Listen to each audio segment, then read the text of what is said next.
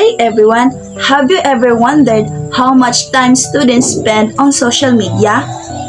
From the moment we wake up until we go to sleep, many of us open Facebook, Instagram, TikTok, and even YouTube. Social media has become part of our daily life that help us communicate, learn new things, and entertain ourselves. But wait, while it offers many benefits, excessive use can also become a distraction.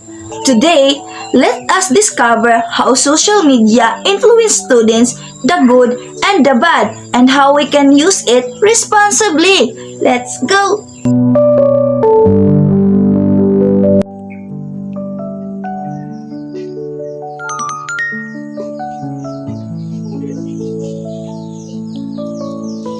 Just only one video.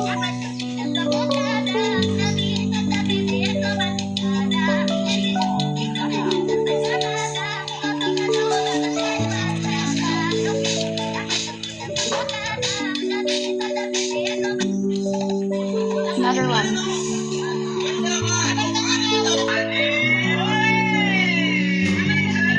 Last one.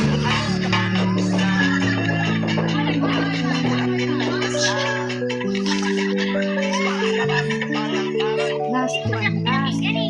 Sigaw ako ng sigaw. What, Barbie? Oh my god, it's already study time. Tomorrow will be our exam. Oh my god, I forgot! Many students experience this every day. Social media is designed to capture our attention. Sometimes what starts as just 5 minutes become an hour. Despite this, students continue using social media because it also provides useful information, so educational videos and communication with classmates and teachers.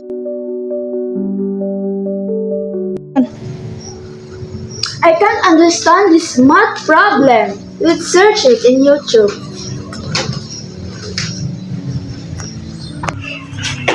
Hello.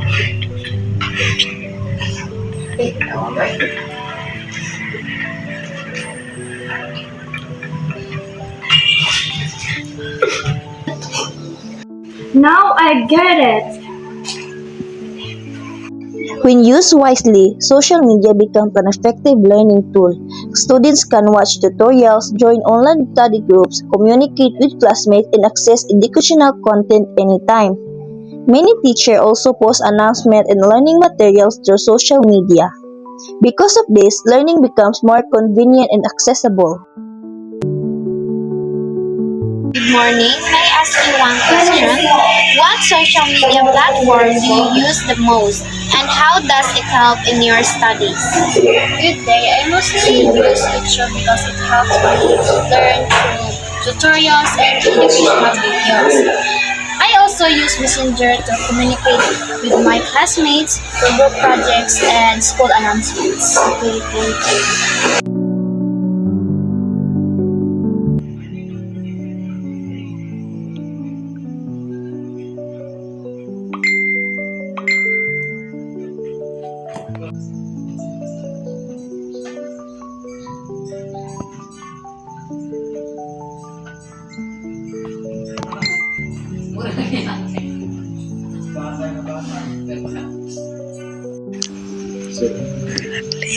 Taro nga, bro!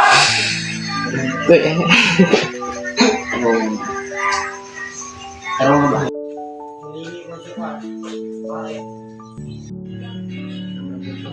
Class?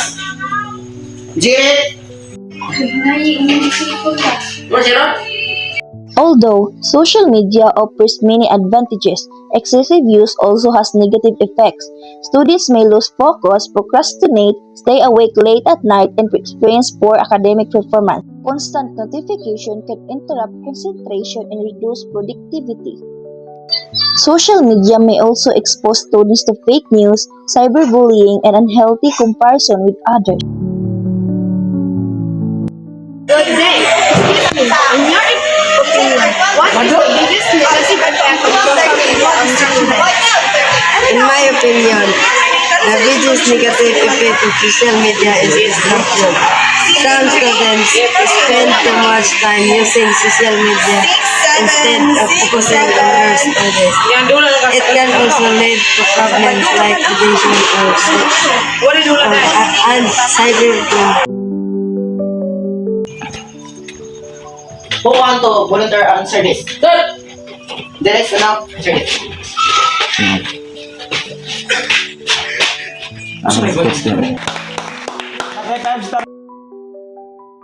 I'm done.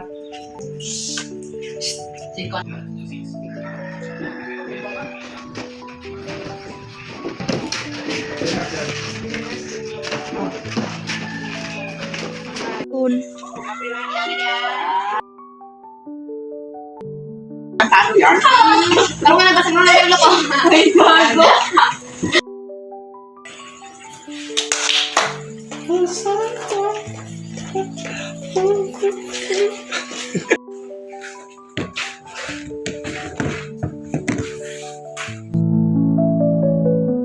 day. How do you think students can use social media in a responsible way? Students can use social media responsibly when managing their time using for educational purposes and avoiding content that negatively affect their studies. Social media is helpful if used properly and wisely. The solution is not to stop using social media completely. Instead, students should learn to balance technology with their responsibilities. Simple habits such as limiting screen time, avoiding distraction while studying, verifying online information, and spending time with family and friends can help students develop healthier digital habits. When used responsibly, social media becomes a tool for growth instead of a source of distraction.